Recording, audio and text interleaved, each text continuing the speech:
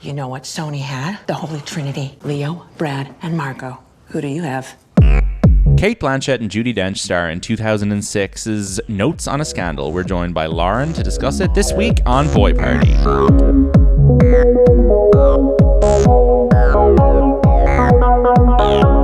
He's working class and he likes art, as if he were a monkey who just strolled out of the rainforest and asked for a podcast. Hello, everybody. Welcome to the latest episode of Boy Party, the podcast about movies where two major stars share the screen. My name is Lucien, and I am joined by two of my colleagues at the working class English school where terrible things are happening. As always, Shane Kelly is here. Good afternoon. And we are joined, first time on Boy Party, one of the boys. It is dear friend of the show, Lauren, whose interest in Notes on a Scandal derived from her interest in the world of blonde art people. Hello, welcome to the show. Hello, thank you so much for having me. I'm glad to be representing the blonde art people. You saw Cate Blanchett in Notes on a Scandal, and for the first time in your life, you felt represented on screen. Lauren put a pin in Notes on a Scandal very early in the life of this podcast and said, give me that.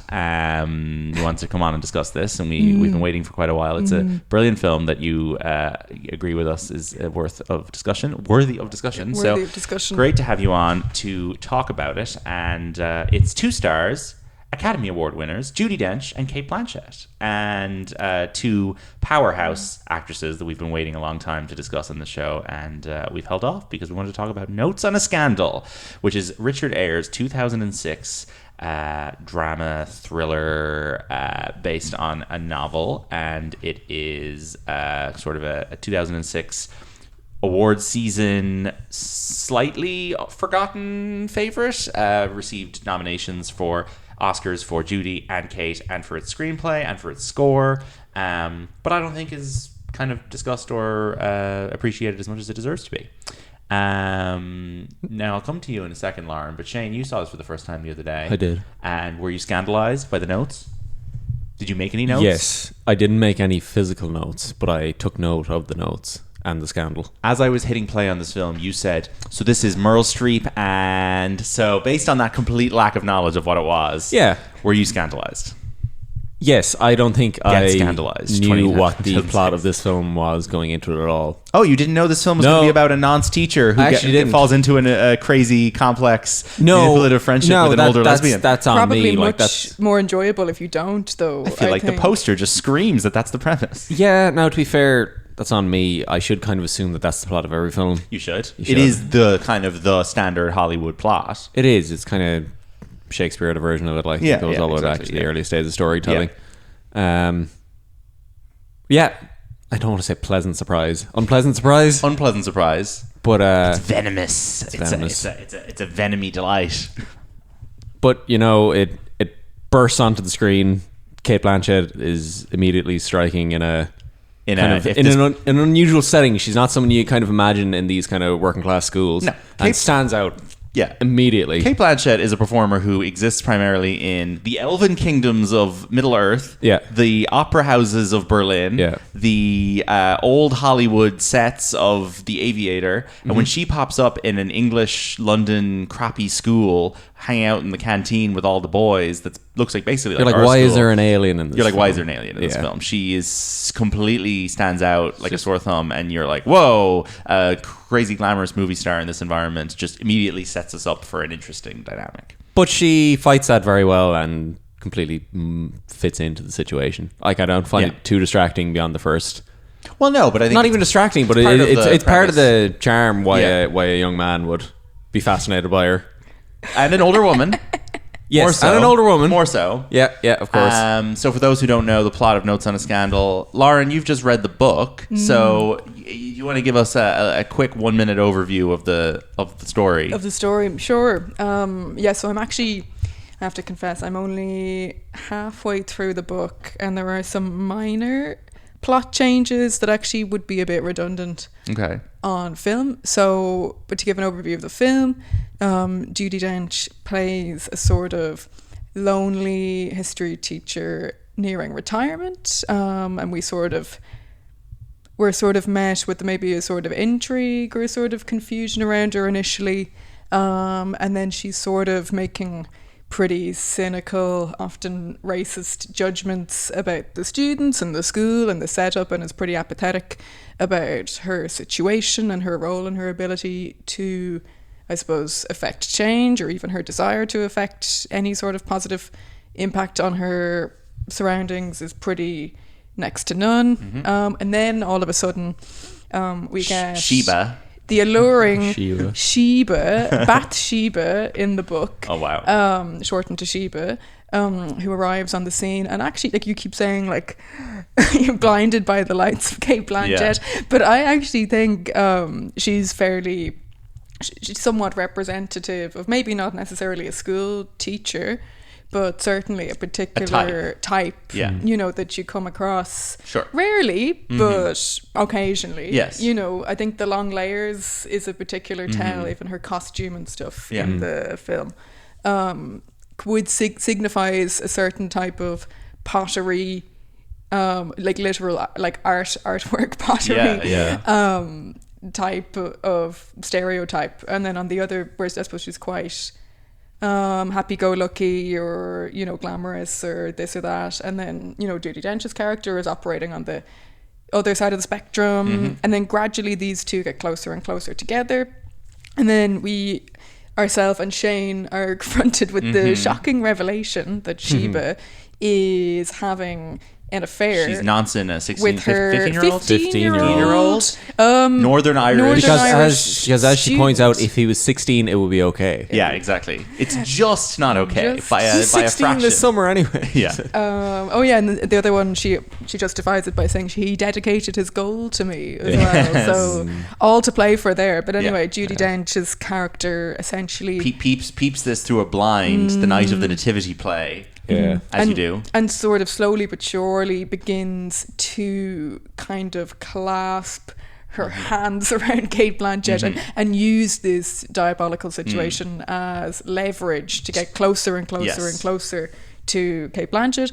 There's also, I guess, a suggestion, or maybe, I don't know, I'm not sure how explicit it is, that Judi Dench's character is maybe a closeted lesbian. I think it's or how explicit? Spelled out pretty explicitly when the sister comes in at Christmas and asks about her previous. She says, "Is there anyone special in your life right now?" And asks about another woman, and you're like, okay, I guess this is something that's the family are aware of. Like, but does she? This is actually a part. Does she deny it, or does she kind of just she's like, "Fuck off, leave me alone." Yeah, so and then she certainly never discusses it with Blanchett or her family or anyone else in the school. Like, but will I continue on? Yeah. Rest?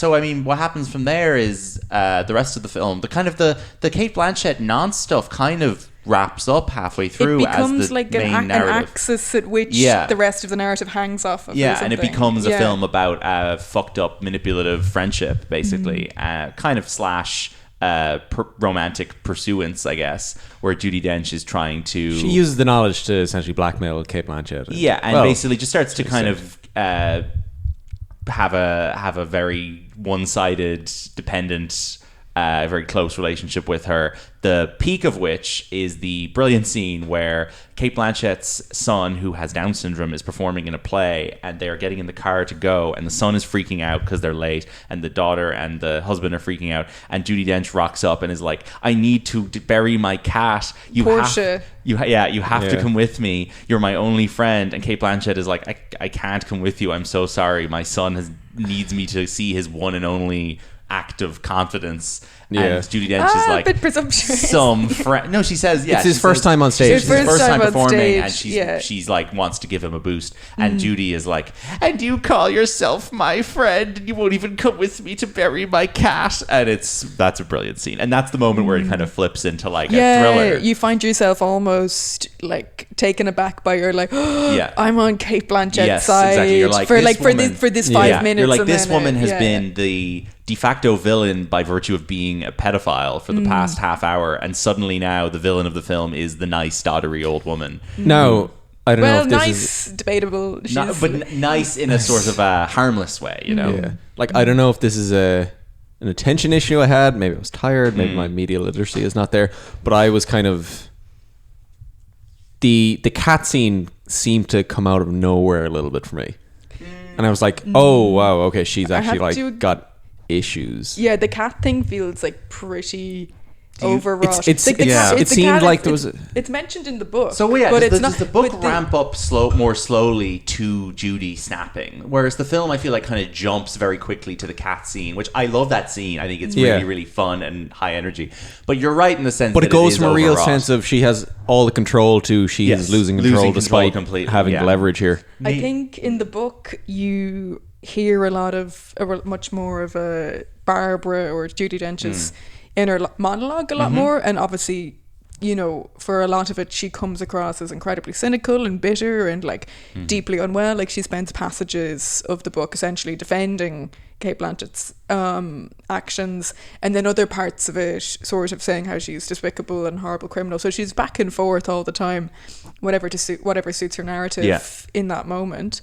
But what really kind of struck me is that there are these like moments of clarity or these like really insightful passages where she comes across as very articulate and very level-headed, and then she snaps back into it again. And that's maybe one of the more compelling aspects of the book that is like not really touched on in the film. She's maybe much more of an extreme version of, or you only see her in her more extreme moments, and like but even as well with the cat and crying over the cat and the cat handbag and stuff, it's very stereotypical lonely old woman, whereas the book is not much but a little bit more complex. I just think it's so rare to see and we talk about this anytime we discuss a film where there's two women over the age of 40 or 50. Now this isn't the case here because Kate's a bit younger, but like it's so rare to have a film that delves into the complexity of adult women's lives and relationships with one another in a way that isn't completely cliched and does feel true to life, because there's like 100 times more films made about the inner turmoil of middle-aged men than there are about their you know, female counterparts. So like I recognize in this behaviors of older women that I've met and like the way that they interact in friendships and with other women and all of this, and it's like actually such a kind of jolt of reality, I feel like, to see that in a film, because I'm so unused to watching films where women in their 60s or 40s or whatever are actually like depicted in any way that's even close to like reality. I don't know. Yeah, I think it's the continual switching back and forth between sort of mentally checking out of any emotional investment in the characters and then them behaving in a certain way that kind of brings you back in again and makes you, I suppose, either maybe not care but certainly have an emotional investment in the story, you know. And I think we can all relate to that, with maybe not to this level of extremity, but certainly you know, this kind of not black and white, you know, leaving and coming back to relationships over and over again. When Kate's character is rooting through Judi Dench's spooky stuff at the end of the film, she finds like a scrapbook with, it's a lot of her writing and her kind of inner monologue written down, but there's also lots of photos of Judi with her previous muse, I guess. I don't know if it's meant to have been infatuation. Is it meant to have been someone who was actually in a relationship with her, or just somebody who she was in a similar relationship with to the Blanchett character? Because Kate's reaction to seeing these pictures in the book is like, oh God, she's doing this to me again. Well, I think they show a picture of the two of them in Paris, and is there not some reference to Judy or Barbara showed up uninvited to Paris because she was kind of passively invited, where it's like, if you're in France, come and say hi. Right, okay. So I think it was very much a stalkerish, interesting kind of so relationship thing. She's taking casual pleasantry invites very literally. Yes. And I guess is her showing up to the house on a Sunday to hang out with the whole family another example of her kind of taking the invite too literally? Like, I can't remember what the actual invite was at the point. Like, because it's weird that she's there. Like, well, I think maybe with the initial instance, no, not actually. the initial instance, but you know.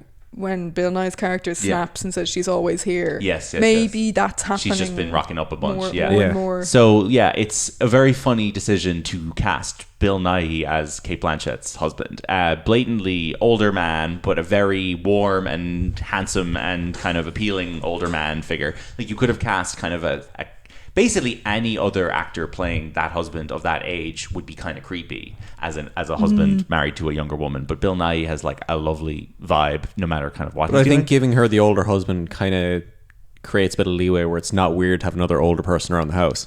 That's fair, yeah. Whereas Cate Blanchett was married to a 40-year-old man, he'd be like, why is this old woman around us all the time? Sure. But his the household seems very nice and warm, despite the challenge, obviously, of the son having a disability. The daughter seems kind of nice and normal. She's just a bit kind of horrible. Young Juno Temple playing the daughter, and then well, she's quite sullen and she's kind of just sitting around grumpy. But she seems to be kind to her brother, and like the brother, the dad, and the daughter have like a good, healthy dynamic. That's typical teenager angst. Her boyfriend dumped her kind of thing. Sure. Well, I would disagree with that because in the book they're handing her drinks and she's in the film she's smoking inside, and there is like some kind of like tacit sort of implication that like there's kind of boundaries being blurred in the house, not to any like major, but that it wouldn't be that much of a leap for her to start sleeping around outside of the family, but also with a student. It's the sort of I think she's 17 in the book. I don't know how old she is in the film, but the daughter. The daughter. Yeah. But they give her like a pretty strong drink in the book. Right. Okay. Yeah.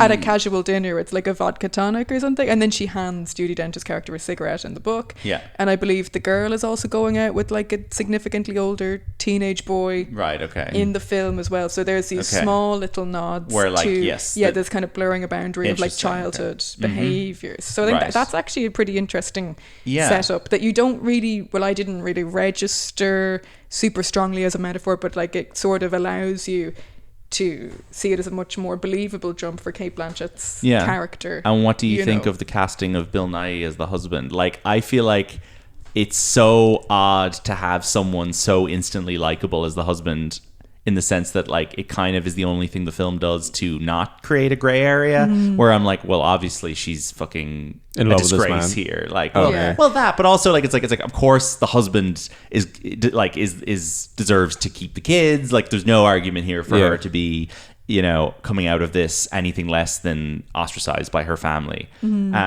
There's also is he the best choice for that role? There's also like no conversation created at all around her age gap relationship going the other direction. Yeah, no, exactly. Like you're not creating a contrast here at all, really. No. I don't think. It's not as extreme as maybe you'd expect it to be. And does if they made a point of that being another issue in another way, to kind of contrast the. She's kind of addicted. Is he just as bad for doing the same thing, marrying a woman 30 years younger than him? Well, yeah. When did he marry her? I guess are we told he was in the book. It's stated, I think, that she was like his student in a foundation year. Interesting. And she was. I believe they got together.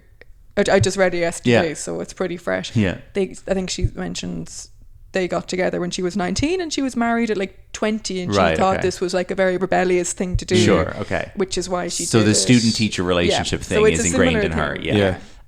Based on your reading of the book, do you think there's any areas where the film makes significant improvements to the story to get it a bit more efficient and breezy? The film is 90 minutes with credits, which is phenomenal. Really good. Shane was delighted when that popped up on the screen, as we always are when it's at 9:30 p.m. on a Tuesday and I throw a film on. But I wonder what the film has cut, but also what has the film added that you think has made it like work well? In terms of additions, honestly, I think the main addition really is the casting. I mean, they hit gold with the casting here. I think everything that needs to be in it to keep a story along is left in. Kind of extraneous details that sort of don't really do a huge amount but would still be good are kind of cleverly cut out of it. In terms of, I don't know if this is better or worse or what, but the child in it has the name Stephen Connolly in the book, but the off the wall kind of paddy whackery and like accents and things in it is just it's really funny, but it's also like, I suppose it adds a secondary dimension to the whole class dynamic as well. It's a very specific choice to make the boy Northern Irish. Like, it's interesting. But you're right. I think ultimately it was to Maybe because make the divide more severe, or I don't know. I think it's a subtle anti-Irish racism where the mother gets hysterical and beats up Cate Blanchett eventually, and you're like, of course that's an Irish woman. And you think that they wouldn't have done that with a... I don't know. I'm watching too much. I've been watching too much Industry, where all the Irish characters are aggressive, crazy drunkards. aggressive, yeah. And then, funnily, the only other kind of Irish-ish presence in the film is Anne-Marie Duff, who is a sort of Anglo-Irish actress who shows up at the very end, where Judi Dench basically repeats her cycle of clingy behaviour, where she sits down on her sad park bench on the greyest hill in London you've ever seen. Do you know where that is in London? I was trying to place somewhere sad. Yeah, and the view is lovely up here. They said. I think. And they're just looking at the industrial wasteland. It's North London somewhere. Right, I don't think it's Primrose Hill, because that's very nice. Sure. It might be somewhere. I think the book is based in Archway. I don't know where they actually would have filmed it. Yeah. Apparently they filmed it in Camden Town and Gospel Oak areas. Yeah. London northwest. And Islington, but yeah. So Anne-Marie Duff sits down beside Anne-Marie Duff at the end of the film and is like, "Hello, what's your business?" And then, like, as the credits start to roll, invites her to go to some Albert Hall show with her, and you're just like, "No." Sorry, yes. Anne-Marie Duff is reading a newspaper article about Cate Blanchett, yeah. And Judi Dench rocks up and was like, I know her. Yes, there's two great newspaper bits in this. There's one bit, because the way the tabloid media is depicted in this is really funny. But there's one scene where Judi Dench is reading an issue of The Sun that has "Lock Her Up" on the front page. Yeah. And then there's the scene later where Anne-Marie Duff is reading another newspaper, and Judi Dench is like, "I used to work with her." It's very funny. But the headline on the second newspaper is very funny, where it's sex teacher sentenced. Yes. Or something. They refer to her as They refer to her as sex teacher. Sex teacher. They should have called the movie Sex Teacher. It would have made 10 times more money. So both actresses Oscar nominated for this film. I think that Judi Dench deserved to win Best Actress. What is the split? Great. Two leads? Lead and supporting. Judi lead, Cate supporting. Now, Judi Dench, who I will run through some of her work in a minute. Judi Dench, of course, wins the Best Supporting Actress Oscar for Shakespeare in Love about 7 or 8 years before this. But I do think there was a sense throughout the 2000s of like, well, they've got to give her a lead actress Oscar at some point. She's one of the great leading women of our lifetime, which, you know, is debatable. She loses the Oscar for Notes on a Scandal in 2006 to her fellow Englishwoman Helen Mirren for The Queen, which is a bad film, a bad performance, and Helen Mirren is a bad person. So she is a Zionist, and I don't like her, and I think she's an annoying actress. So I think that's a shitty choice, and they fucked up. I think they should have given that to Judi. I don't care if she'd won 8 years previously. Helen Mirren in The Queen is a really crappy, generic Queen Elizabeth impersonation. Also nominated, Penelope Cruz in Almodovar's Volver.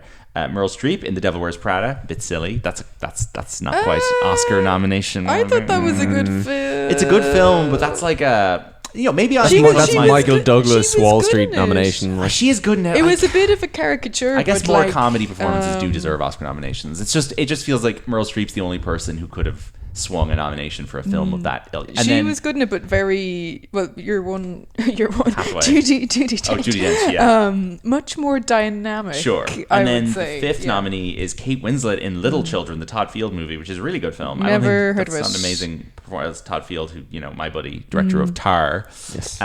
Interesting film. I don't think Kate Winslet's amazing in that. And then Cate Blanchett nominated. So she had won supporting actress 2 years previously for The Aviator. And she is nominated again just 2 years later for this. She loses to one of the silliest Oscar wins of the last 25 years, Jennifer Hudson in Dreamgirls. The great Jennifer Hudson now hosts an afternoon talk show on American TV. She doesn't even act anymore. The last film she was in, I believe, was Cats. I've never seen Dreamgirls. Dreamgirls is diabolical. Isn't it famous for the cabbage soup diet and Beyonce? I know that much. Beyonce's certainly in it, and Jennifer Hudson sings big ballads, and Eddie Murphy's in it, Jamie Foxx is in it. I'm not a fan at all. Also nominated is Adriana Barzara, the Mexican actress from Babel, a terrible film. I don't remember her in it, to be honest. Abigail Breslin in Little Miss Sunshine. And the Japanese actress Rinko Kikuchi for Babel also. That's really interesting. The two unknown non-English speaking actresses are nominated for Babel. Abigail Breslin in Little Miss Sunshine is a really fun Oscar nomination. I kind of would have liked her to win. I remember that was my first experience being like with, kids with, can get award. No, Is it she was not the my lead of that? first experience of like having a visceral feeling of cringe. Oh, interesting. And it stuck. But it's down to her talent, with like, the final dance scene in number, the yeah. film. Oh, And it's actually, unbearable, yeah. I think it's one of my favorite films purely because Yeah. I was maybe the same age as her Yes. when I watched it, and so I was experiencing Yeah. it, the whole thing pretty What age literally. is she? She's 1 year older Yeah. than me. She's a year and a Yeah. half older than me. That's interesting. I never thought of Abigail Breslin in Little Miss Sunshine as my age. Yeah. But she is. Yeah, I think it was put on. Yes. Maybe semi-ironically for us. Sure, when sure. we were, nine I or would have 10? seen it too young to probably appreciate it. I don't love that film as much as most people I know, but I do need to revisit it. But you're saying, is she not the lead of that? I think they just are never going to call the child a lead of something at the Oscars. You're way less likely to get a nomination if you're putting a child into lead. But Judi Dench... Was anyone from that film submitted for? Yeah, they would have put Toni Collette as lead, Greg Kinnear as lead, sure. Alan Arkin Okay. and Steve Carell, and Paul Dano as supporting. Alan Arkin wins for that. Judi Dench has had, I'm going to say, 6 Oscar nominations. It might be more. She is one of the most nominated actresses alive. She's nominated for, 8 times. Nominated for Mrs. Brown, wins for Shakespeare in Love. Mrs. Brown's Boys? No, unrelated. This is a film about the Queen, about Queen Victoria with her and Billy Connolly.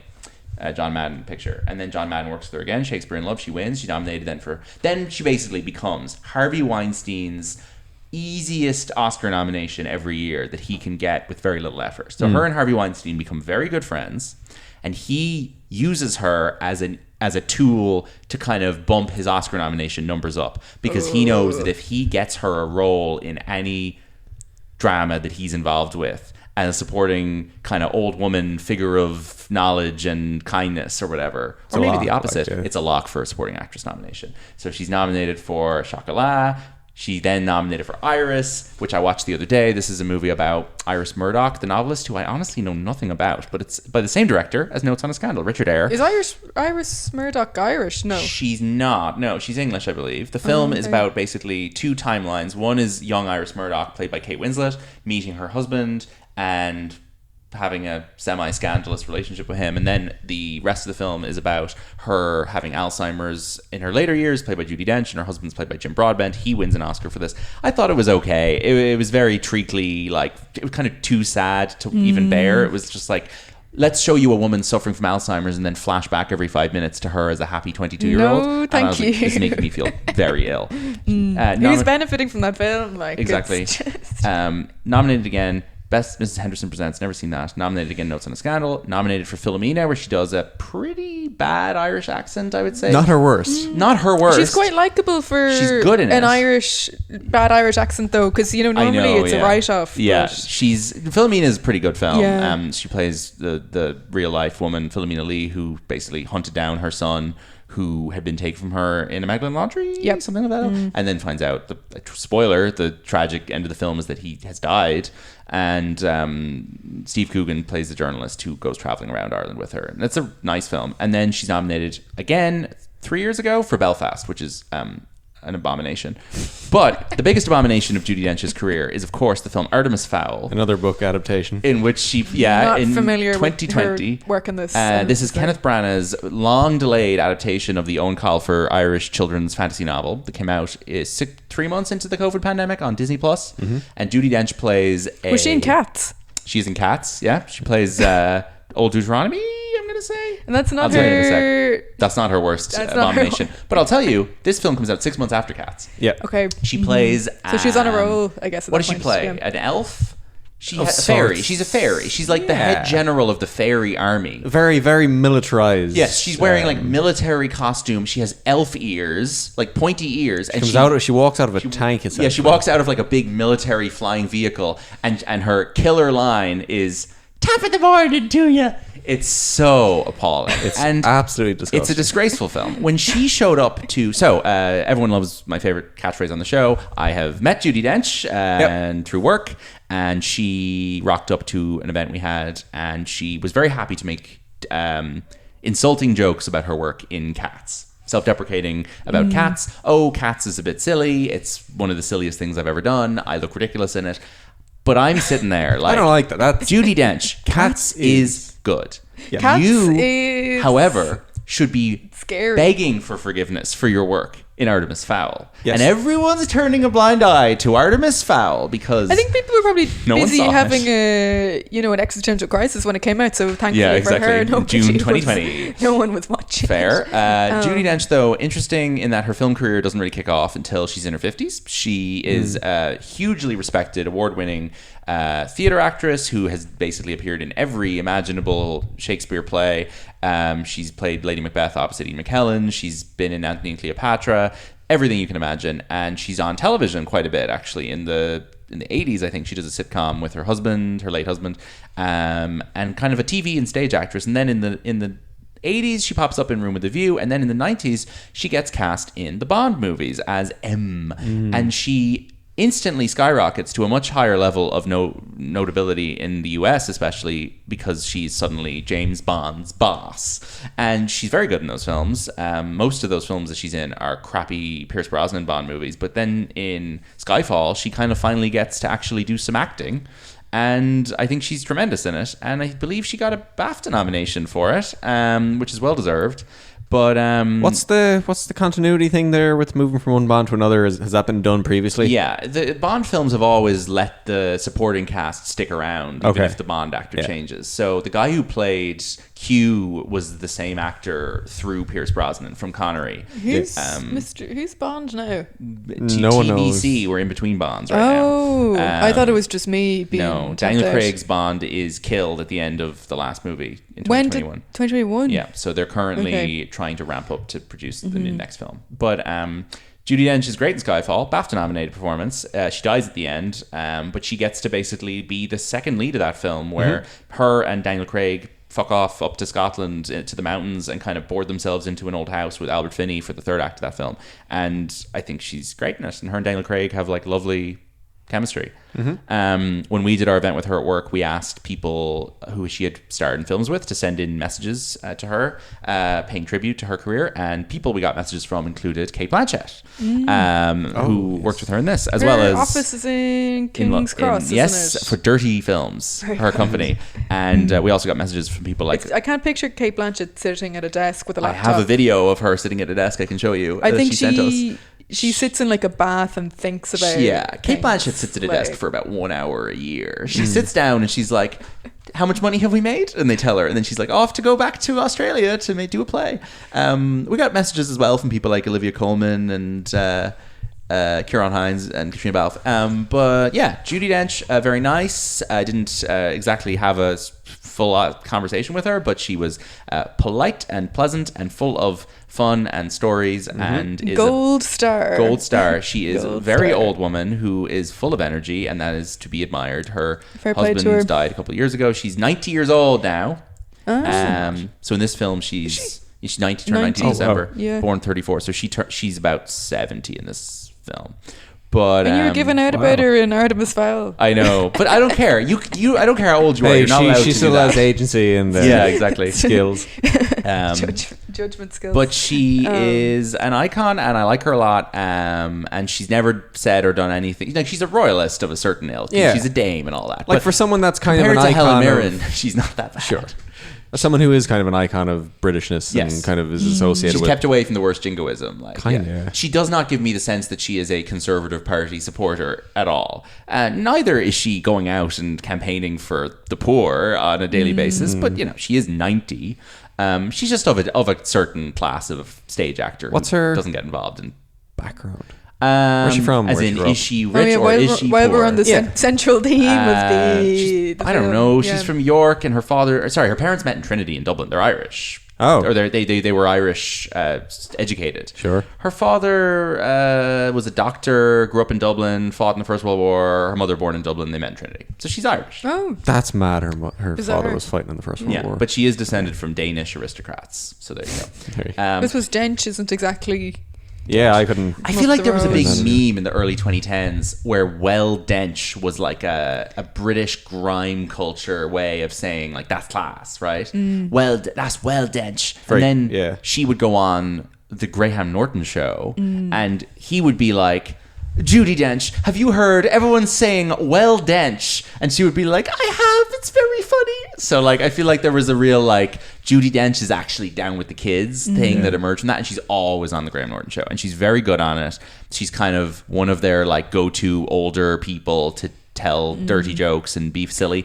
The problem that's the good thing about her. She's not like she's not stuffy. She's not like a grandmother kind of character. She's like she's got a good sense of humor. She's always occupied being a human being first and an older lady second. The only downside to her Graham Norton show appearance history was when she dragged Harvey Weinstein on with her once, and Graham Norton, in hindsight, says like we should not have let him on the show. He was not even a real celebrity. Like, but whatever. I think that was down to his friendship with Judy Dench, who speaks highly of him. But anyway, Cate Blanchett, meanwhile, is one of the great living movie stars, in my opinion. I think she is class and has so much presence and makes such interesting choices, and is in some rubbish, but is in a series of incredible films across her career, and gives super varied performances in loads and loads of different types of stuff that I think earns her an enormous amount of goodwill with me.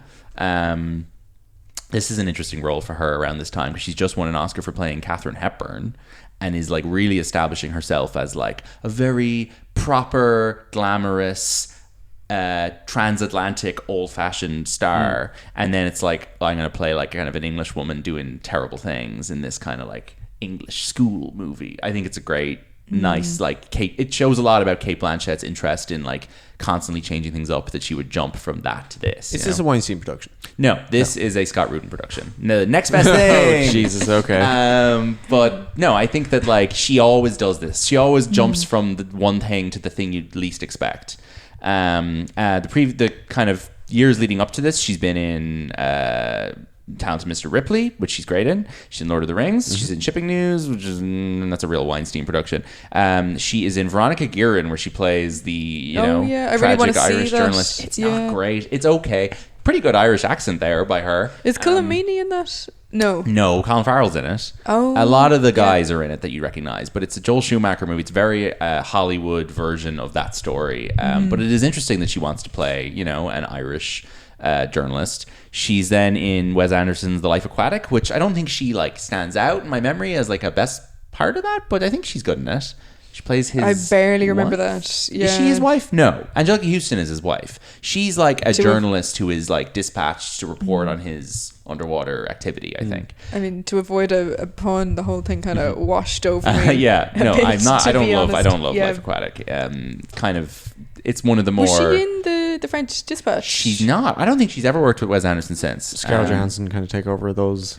Scarlett Johansson's only just been in the one. Oh, really? There's a lot of women who are taken over, but Wes Anderson. Yeah, who are the composite parts of Cate Blanchett currently operating? I mean, there is an entire generation of Australian actresses who are kind of trailing just behind her. So Naomi Watts, Nicole Kidman's her age, I would say, around a little bit older even maybe. But then you've got Margot Robbie following up as well. So you've kind of got a nice procession of blonde Australian. Charlize Theron is South African, but she kind of fits into that mold. Margot Robbie's probably more American aligned, though, I think, Cate in Blanchett terms of as an artist. Pass as British in the sense that she has very stagey London energy. But she does this in 2006, and then she plays Bob Dylan in I'm Not There a year later, where she gets another Oscar nomination, and she's great in that. She is the best part of that film. There's a bunch of different actors playing Bob Dylan in different types of his life and different ilks. There's Richard Gere and Heath Ledger and Christian Bale, but she is so good at Bob Dylan. And even when I was like 8 years old, I remember being like, so Cate Blanchett is this beautiful, glamorous actress, but she also plays famous male rock star in a film. That is a cool and interesting person. And she's kind of in like, that's Tilda Swinton behavior. My main issue with the casting is that she's probably way taller than Bob Dylan. She probably is way taller, but she's got the hair and the cigarette and the glasses, and she pulls it off very well. And I think she is demonstrating great chameleonic ability there. Then she is the villain in the 4th Indiana Jones movie, which really turned me off her for a while, even as a child, because she's so bad in that. She plays this like evil Russian with like Edna Mode haircut, like really, really harsh. This is the Shia LaBeouf. Yeah. And she plays a character, I don't even know, called like Ivana Volkov or some shit. And she's just really terrible in that. But Curious Case of Benjamin Button, you watched recently. I did. She plays two timelines. She's old woman dying in hospital during Hurricane Katrina, framing device. Sorry, is that actually her? That is her. Yeah, that's Cate Blanchett. Old age That makeup. is her. Okay. That's her in old age Yes, makeup. right. And then the film is told from her perspective, flashing back to her life with Benjamin Button while she ages forward and he ages backward. She's doing a very Jenny and Forrest Gump kind of role there. Yes, but she is kind of the main thrust of the story. Yeah. And she's very good in it. I really like her in that. I think she's the perfect person to cast as both an 18-year-old and a 70-year-old version of the same character. Sure. Because she has a weird kind of ageless swan thing going on, which is cool. She's in the shitty Russell Crowe Robin Hood movie, which is terrible. She is in the Hobbit movies, which are obviously not very good. Then she gets her second Oscar, 2013, for Woody Allen's Blue Jasmine, which is great, and she's really good in that. Although it is a pills performance of the highest degree, as we this is when a woman is going, "I need my pills, get me my pills." Yeah. She's giving a pills performance in this, but it's the best kind of pills performance because actually, I think Woody Allen's the perfect person to write a pills performance. He's kind of a pills He's guy. a pills guy. Yeah. And this is a great, he casts Cate Blanchett as the female version of him in this, and she is a neurotic. She's basically a woman whose husband, Alec Baldwin, gets fucked in the financial crash. He's a Bernie Madoff type who has scammed loads of people. So he kills himself. And then she has to go live with her sister, who is Sally Hawkins, in kind of a trashy apartment block in San Francisco. And basically she has to immerse herself in in working class living, and she has to get a job as a dentist receptionist. She goes to computer classes and she doesn't know how anything works because she's so wealthy and privileged. And it's a very funny movie and I really like her in it. And she gets set up with Louis C.K. as a love interest, which is a really funny choice, and then Peter Sarsgaard, and I really like that film. And she wins an Oscar for it, which I thought was correct and a good choice.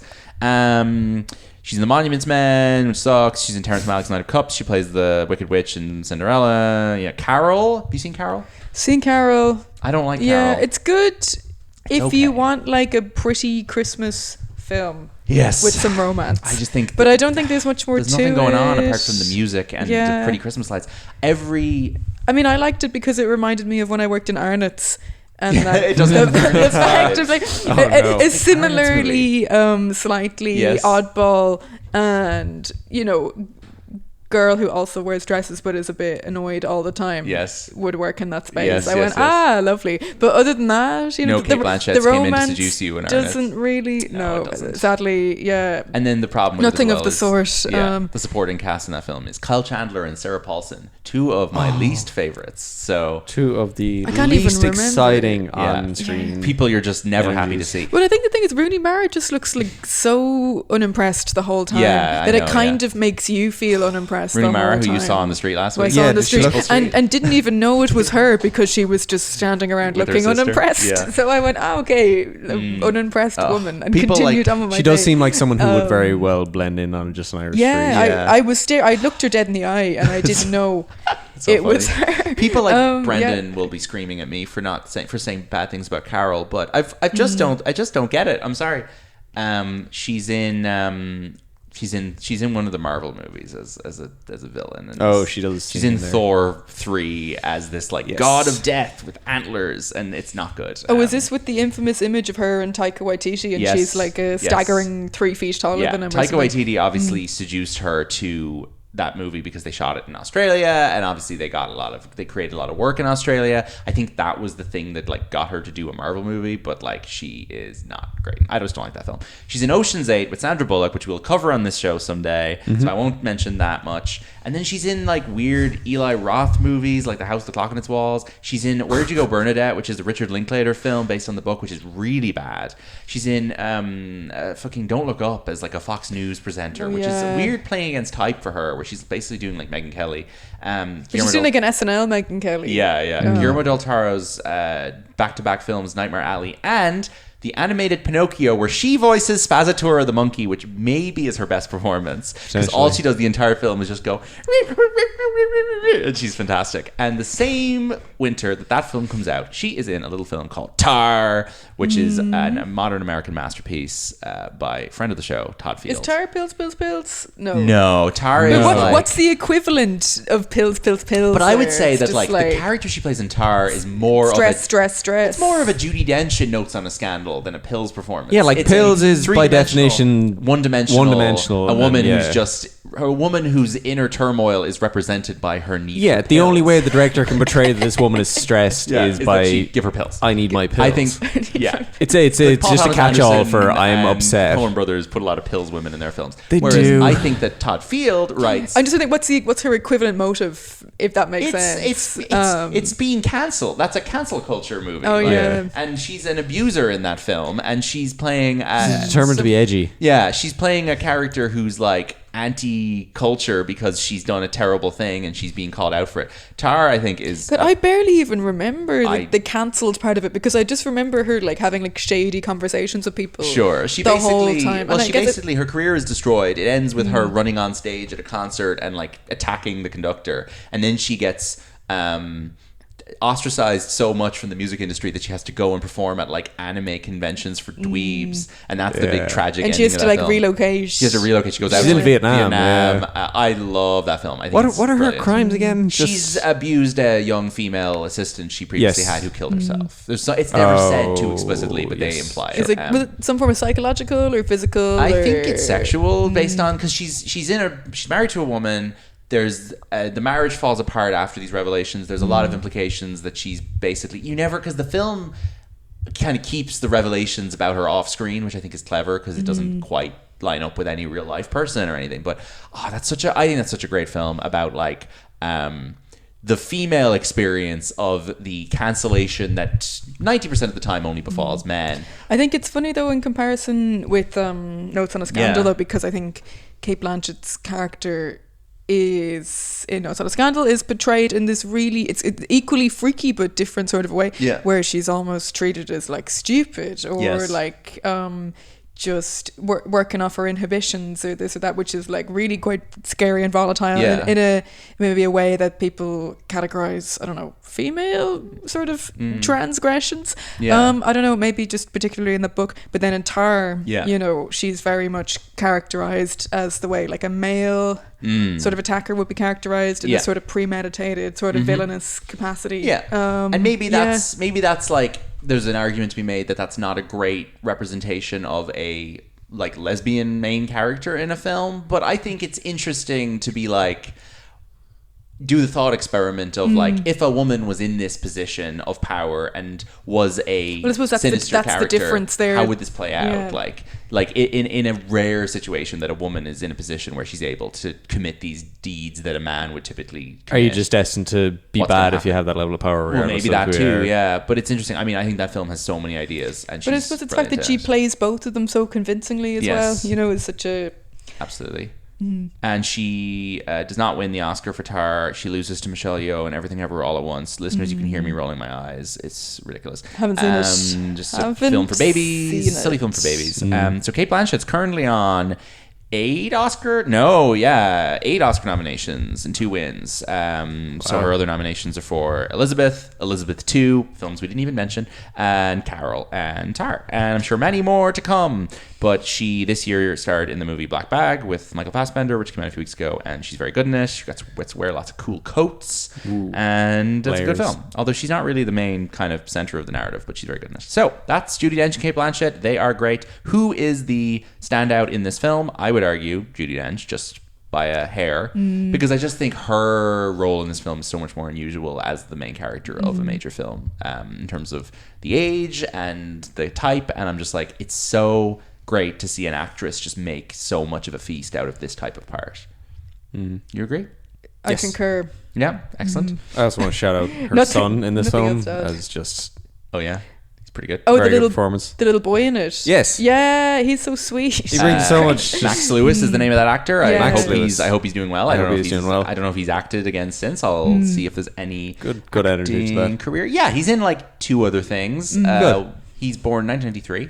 He's in a 2007 TV episode and a 2014 short film called The Portrait. There you go. Very good.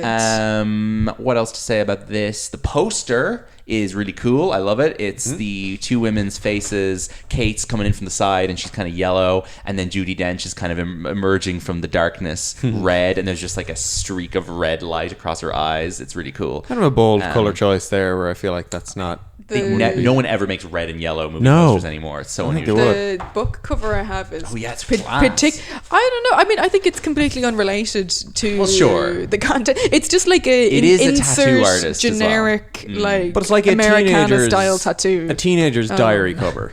Maybe not the diary of a woman in her 70s. Maybe I'm not sure what that definitely gives me the vibe of like that's not the original cover. Oh yeah, this is a reprint. Like. Yeah, I have a hard time finding. There's a little what the bio original of the cover tattoo might be. artist inside the back cover. Here. Sorry, so when was the book written and when is the story in the book I think set? The book was written a couple of years before. What's the gap? I want to say 2003. Very short. Okay, it was a quick turnaround. Worth saying then, the book was published 2003, so the film was turned around very quickly. This was published 2011, and the film was adapted. Was written by our friend, screenwriter of Closer, none other than Mr. Patrick Marber.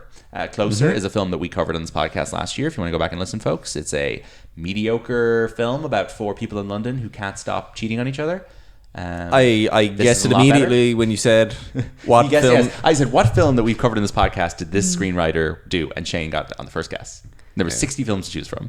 Really? Yeah, because it's like it's the only other one that's about like normal people in London doing kind of sleazy stuff. Slots right in. Richard Eyre, who directed this, is a kind of well-respected theatre director. He's made a couple of kind of stodgy British dramas. Not much else to say about him. And any other thoughts on this film, Lauren? You had brought some notes, so go nuts. Oh, I have so many. I think I've maybe touched on most of the things that I was sort of interested in. I suppose the Irish angle, I suppose I found equal parts like hilarious and stupid, but also kind of fascinating as well. Particularly just around the accents. It's like they sound like Southern Irish people doing Northern Irish accents without a voice coach or something. It didn't occur to me to check who the actors were. Let me have a quick look. Could we do a little bit of a dive onto that? Andrew Simpson plays Stephen Connolly. He was...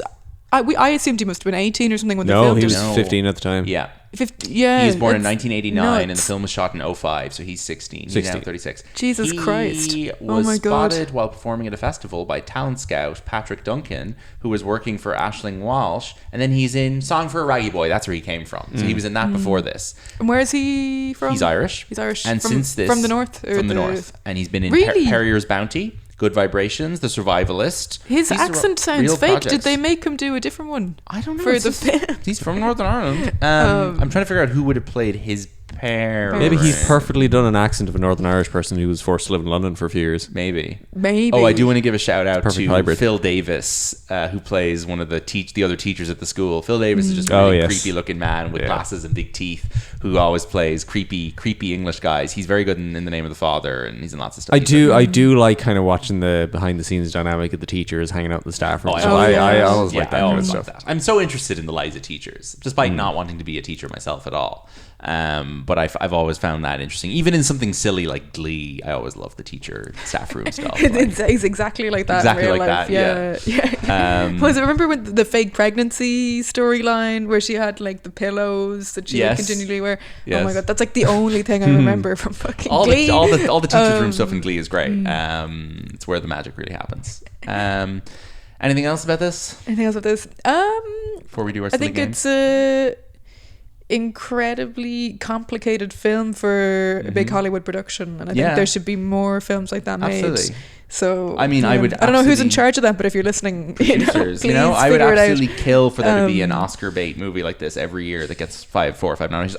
The Philip Glass score we didn't mention. Philip Glass, who I saw live once in St. Nicholas's Church in Galway at the Arts Festival. I got him mixed up with Phil Spector. Oh god, Philip Glass, one of the great guys alive at going.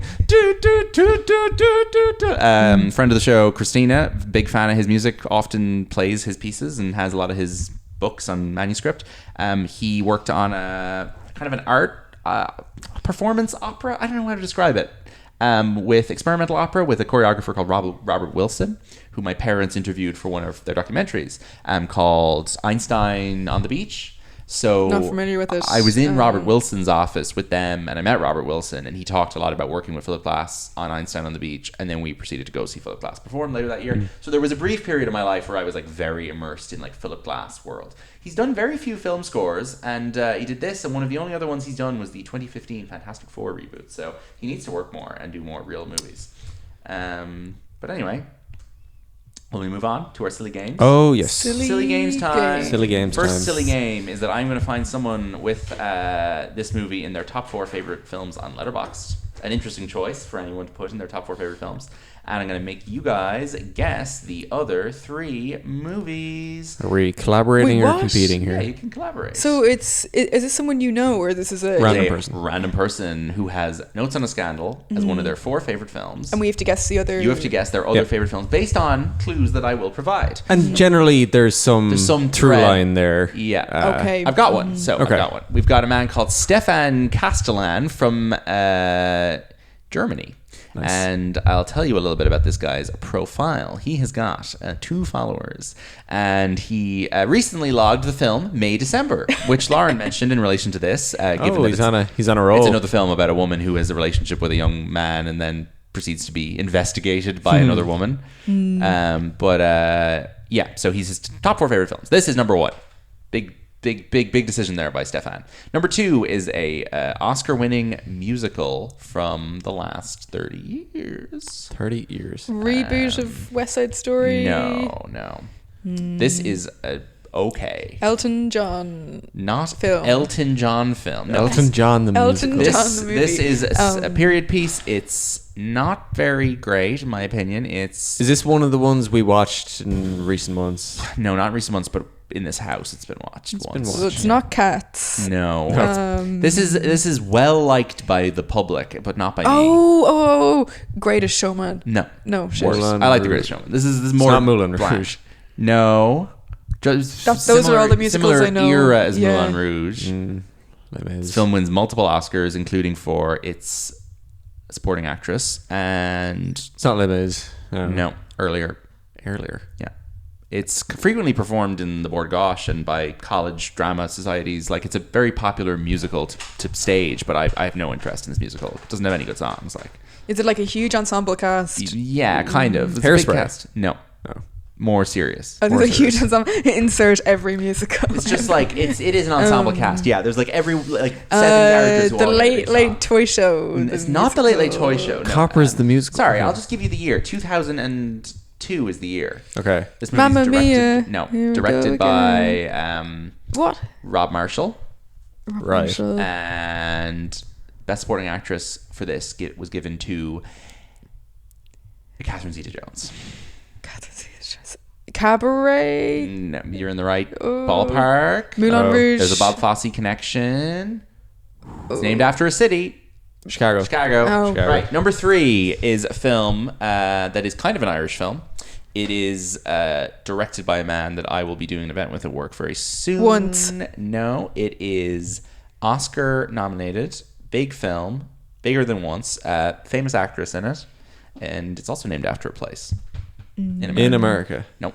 Oh. I don't like this film. Wild Mountain Time. No. Is it one of the big boys? Jim Sheridan, No. Neil Jordan, No. Younger. Crowley. Crowley. That's Crowley.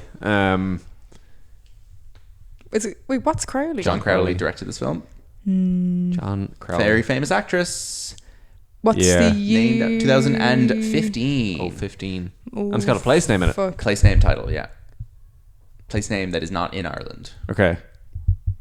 Just a place name or Just a place name. What's Irish about it? Is it just the general production? Oh, Brooklyn. Brooklyn. Oh, shit, Starring yeah. Saoirse Ronan. Finally, we have a film that is in the realm of pills movies. Yeah. But there's a reason why this woman would be taking pills. A very sad reason She's why she'd sick. be taking pills. She's sick. This movie she loves This movie's from pills. 2014. This won an Oscar for its lead actress. Best actress winner 2014. A sick lady. Does Yeah. she have cancer? No. Oh. No. She doesn't have like anything in her blood, let's say, but she's sick. Alec Baldwin's in this movie. Kristen Stewart is in this movie. I can't name the director from memory. Oh.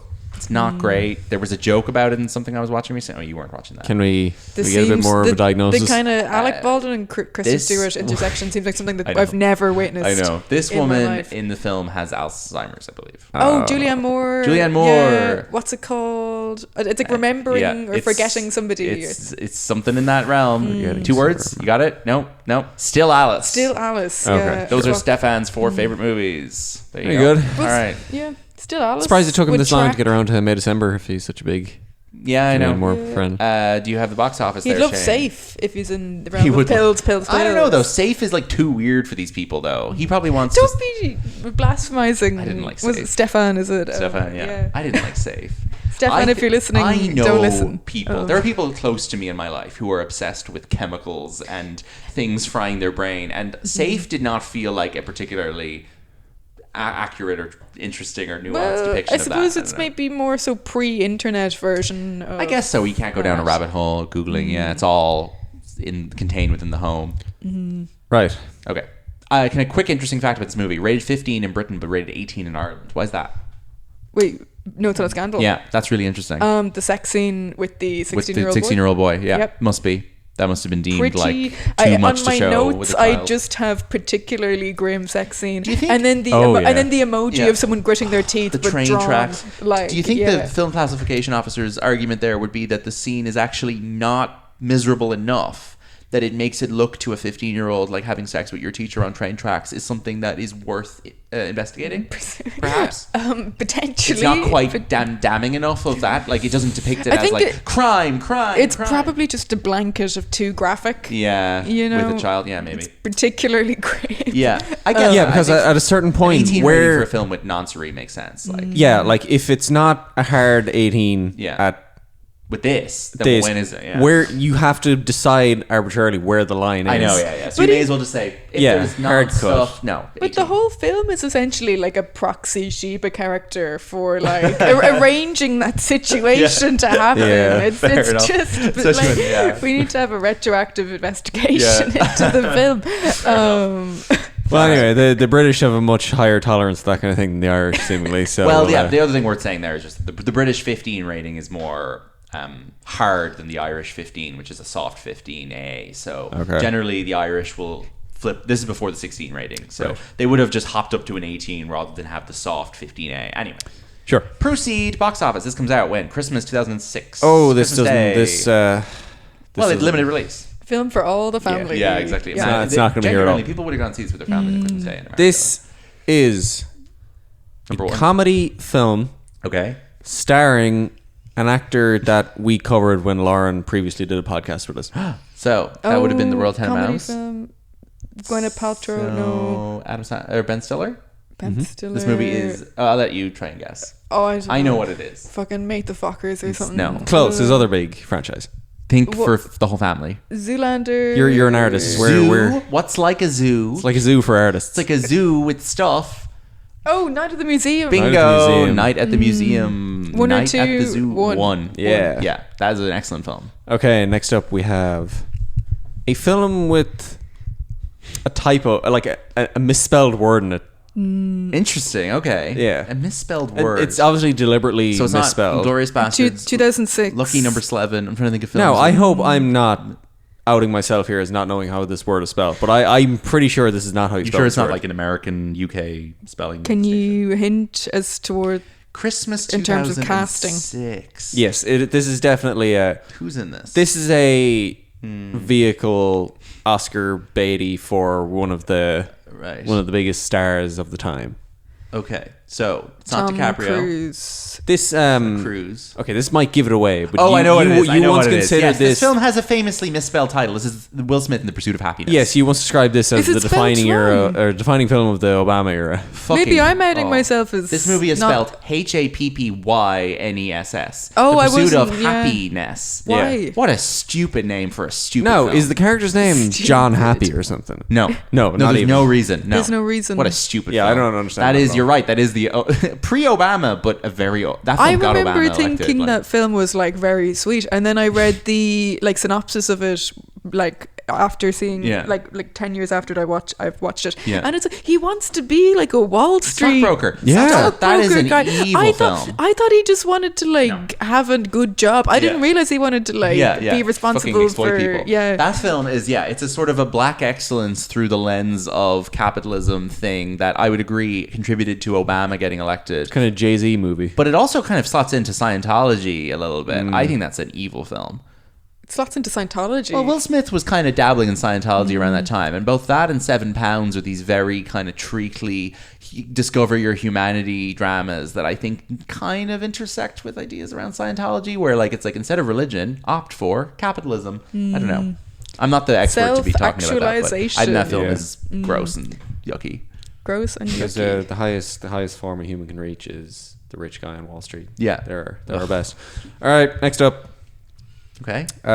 We discussed this already on this episode We discussed this already on this episode. because Oscars Babel? were won.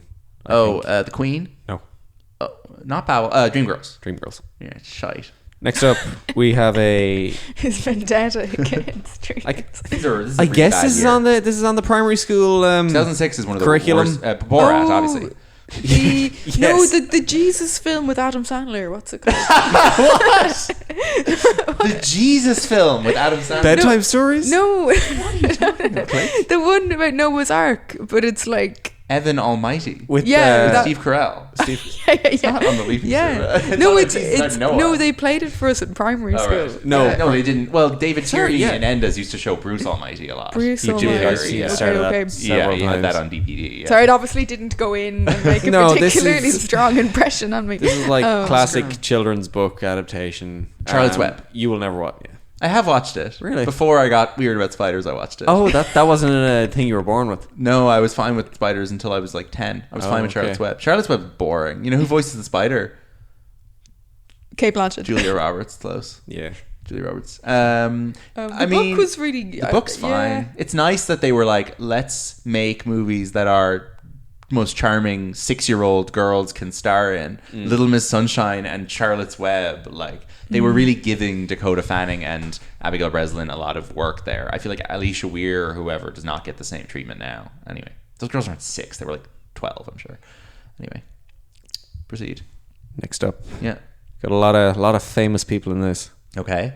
Is it I'm gonna quickly guess. Is it Bobby? No, Fuck. no. Bobby, the director's name is kind of Bobby. Is it a Robert Zemeckis film? No. Is it Robert though?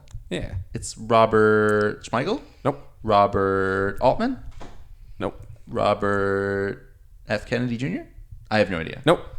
I don't know. Even the top tier merry band of boys can't make this interesting. Is your review of it? You give this 2 stars. Even the top tier Mary Is it like fucking Oceans or something? Yeah. It's sounds no. like it. Is Matt Damon in it? Yeah. He is. Oh. First time I've ever seen Alec Baldwin ride a bus. That's The Good Shepherd. It's Good Shepherd. That's a great review. That film is so boring. Directed Never by heard of it. Directed by Robert De Niro. Bobby De Niro. Yeah. Boring. I was going to say Robert De Niro as a joke, but I thought I would it's only sound, one of his only films he directed. It's a very boring 60s CIA thing. I want to see Alec Baldwin ride a bus. He does. so- He rides a bus, and I was like, I've never seen him on a bus. William I've Hurt, seen him in Michael about 80 Gambon. films, and I've never seen him on a bus. Yeah, Billy Crudup. Alec Baldwin, Angelina Jolie. Yeah, they're all in it. Like, all the boys. very boring. We do 1 or 2 more. Yeah. Next up, another children's book adaptation. Cat in I the wasn't. Hat. No. I wasn't into this franchise as a kid. 2006. Charlie and the Chocolate Factory. No. 2006. Is it Aragon? Yeah. Fucking, I cannot express. These are all 1-star films. Oh, yeah. What a bad Christmas this was. Aragon's so bad. Yeah. I haven't seen it. It's terrible. The Obviously only got person- sidetracked into the little boy sphere. Jeremy yeah. Irons is in it, Robert Carlyle, and the British soul singer Joss Stone acts in that film. Christopher Paolini's books. I'm just showing off that I remember the names. The main actor in that film is called Ed Speleers. Look at me, I know the names. No, the Well, next one I just want to raise because I'm going to make a big generalization here. I think 2006 is the worst year for American cinema in my lifetime. yeah, there's a real argument Apart for that. from the COVID years. Sure. Yeah. Really, really bad. Like Letterboxd- my number one film of 2006, without exception, is Click, Yeah, which tells you all you need to know. correct. Adam Sandler Jesus movie. Yeah. Keep going. The next film is directed by Mac G. Okay, so it's McGee in 2006. So it's before he does Terminator, but after he does Charlie's Angels. McGee. I'm going to need an actor clue. I don't know what McGee was doing. Football movie. American football. Yeah. College American football. Blindside. Remember the Titans? No, that's it's later. We Are Something, and Oh, the something Titans is or the name something. of a university in the States. The movie's called We Are Something. No, We Are university name. That's the name of the film. Yeah. We are Titans. I'm not going to get that. We are Marshall. I've never heard of that. Marshall University. I think I have a vague memory of like a child in my maths class mentioning they watched it over the weekend or something. All right, that's enough. Yeah, we had Happy Feet Happy in the holiday Feet, to round Casino up Royale, Casino probably Royale's in on there. Yeah.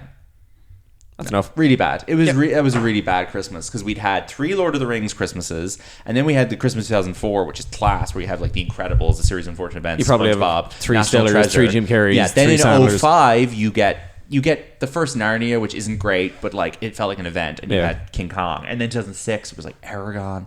And I just remember being like, "Fuck, we're losing here, guys. We're losing the war." Anyway, that's when things started to go rapidly downhill. Anyway, thank you so much, Lauren, for joining us to discuss Notes on a Scandal. Anything you want to promote to the listeners of Boy Party? Whom are your close and trusted friends and confidants? Nobody or no thing that I specifically want to promote. Okay. Yeah, thank you. Being nice. And watching Notes on a Scandal. And reading books in the park when the weather is good. 100 a new favorite of yours. %. Yeah. Who knew all the fun you could have when you're not making art about schools. Exactly. But yeah.